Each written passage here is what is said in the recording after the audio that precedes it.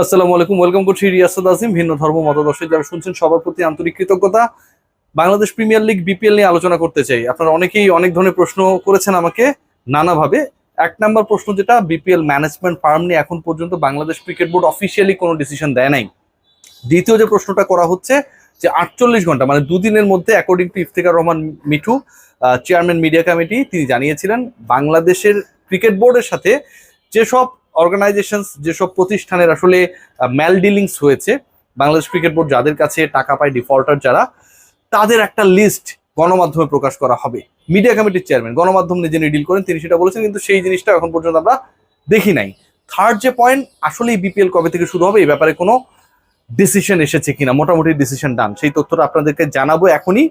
এবং এবারের বিপিএল এ কয়টা দল অংশগ্রহণ করছে এ নিয়ে আমি বারবার বিভিন্ন কন্টেন্টে আপনাদেরকে বলেছি যে 5টা দল অংশগ্রহণ করার সম্ভাবনা মোটামুটি শতভাগ। যদি কোনো ধরনের Bangladesh cricket board big or lucrative dealing পায়, সেক্ষেত্রে টিম সংখ্যা 6টা হতে পারে। আসলেই বাস্তবতা কি, আমি দল নিয়ে আপনাদের সাথে প্রথমে আলোচনা করতে চাই, এরপর বাকি ইস্যুসগুলো থেকে আসতে চাই।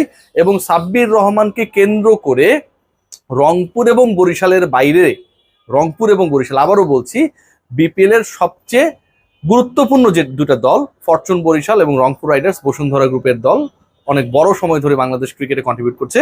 এই দুই দলের বাইরে সাব্বির রহমানকে দলভুক্ত করার জন্য প্রবাবল ফ্র্যাঞ্চাইজি হিসেবে যারা কর্মকাণ্ড পরিচালনা করছেন, যারা রেসের মধ্যে রয়েছেন, তারা খুব বেশি আগ্রহী। আমার সাথে অন্তত 2-3 জন কথা বলেছেন বিভিন্ন প্রতিষ্ঠানের সাথে যারা জড়িত, the one Sabbir in their team.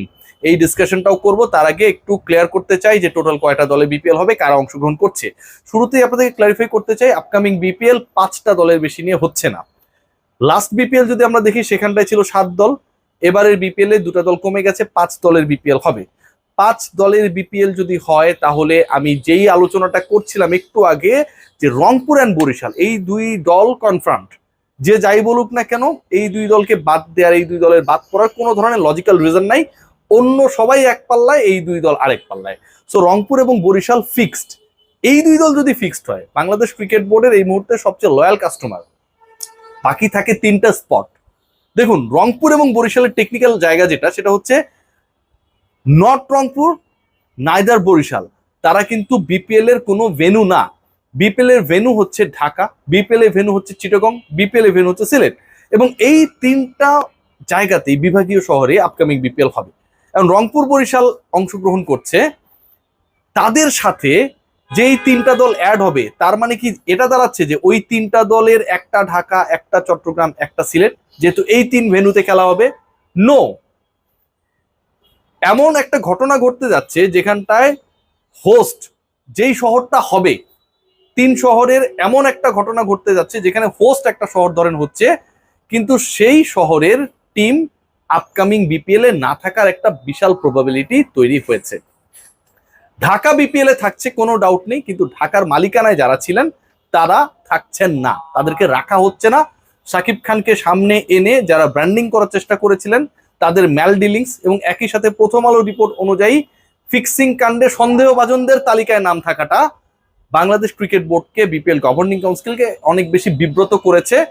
সেই ফ্র্যাঞ্চাইজি মালিকদেরকে আরো বেশি কন্টিনিউ করা, অন্তত পরের 5 বছর, এবার ডিলিংসটা হবে কিন্তু নেক্সট 5 ইয়ার্স এর জন্য, সেখানটায় তাদেরকে রাখা। 1 নাম্বার পয়েন্ট।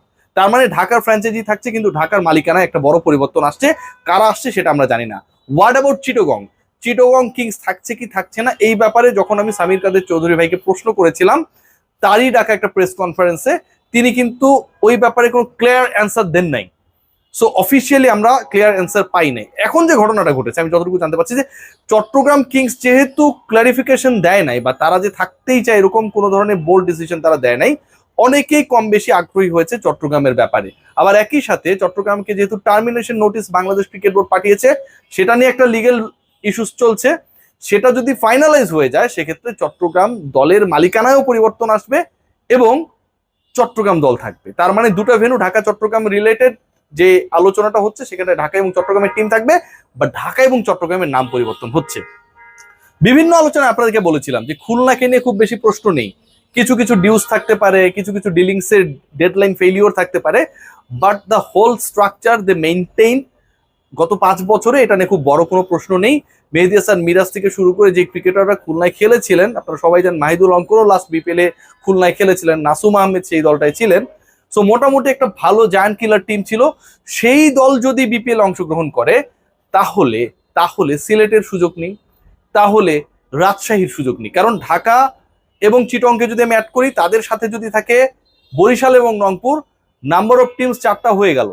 তো স্পট তো ফাঁকা থাকছে একটা। বিপিএল কিন্তু যেভাবেই হোক 5 দলের বেশিতে বিপিএল হচ্ছে না, 5টাই দল থাকবে। ওই একটা স্পটের জন্য সিলেট, ওই একটা স্পটের জন্য রাজশাহী, এবং ওই একটা স্পটের জন্যই আলটিমেটলি রেসে রয়েছে Khulna.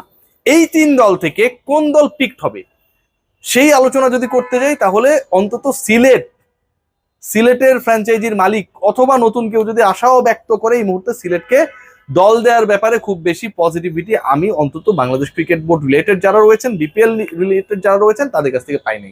So the race will be between Khulna and Rajshahi. পঞ্চম দল কে হবে সেটা ডিপেন্ড করছে খুলনা নাকি রাজশাহী। এখন রাজশাহীর ম্যাল ডিলিংস ছিল, খুলনা ওয়েল ডিলিং করেছে, সেই হিসাব করলে আপকামিং বিপিএল এ রাজশাহীর টিম পাবার চান্সেস ইজ ভেরি লো। যেই 5টা দলে বিপিএল হতে যাচ্ছে তার একটা রংপুর, একটা বরিশাল, আর বাকি 3 দলের মধ্যে একটা ঢাকা, একটা চট্টগ্রাম এবং একটা খুলনা, এখন পর্যন্ত যতটুকু ধারণা পেয়েছি। সো বিপিএলটা কবে থেকে শুরু হতে যাচ্ছে, ইটস ভেরি ইম্পর্টেন্ট কোয়েশ্চেন। সেই প্রশ্নের উত্তরটা হচ্ছে জানুয়ারির 15 তারিখের যে ডেডলাইনটা করা হয়েছিল বা বলা হয়েছিল, সেই ডেডলাইন থেকে বাংলাদেশ ক্রিকেট বোর্ড একটু এগিয়ে আসতে চায়।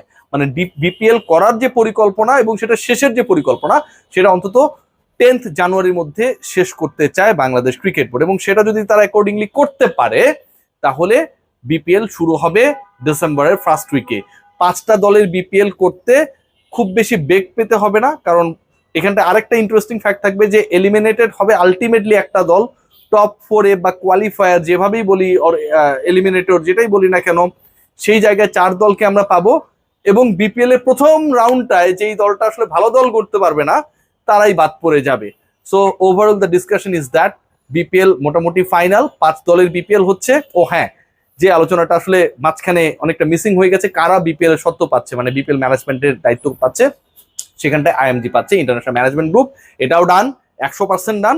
তাদের সাথে বাংলাদেশ ক্রিকেট বোর্ডের কিছু কমিটমেন্টস, কিছু এগ্রিমেন্টস এসব চলছে, এবং সেইগুলো ফাইনালাইজ হয়ে গেলেই, কারণ বাংলাদেশ ক্রিকেট বোর্ড একটা সাস্টেনেবল বিপিএল করতে চায়, ফিনান্সিয়ালি লস করতে চায় না, দলগুলোকে লাভেবল করতে চায়, প্রশ্ন যেন তৈরি না হয় সেই ব্যাপারটা এনশিওর করতে যায়, যেটা গত 11টা এডিশনে হয়েছিল।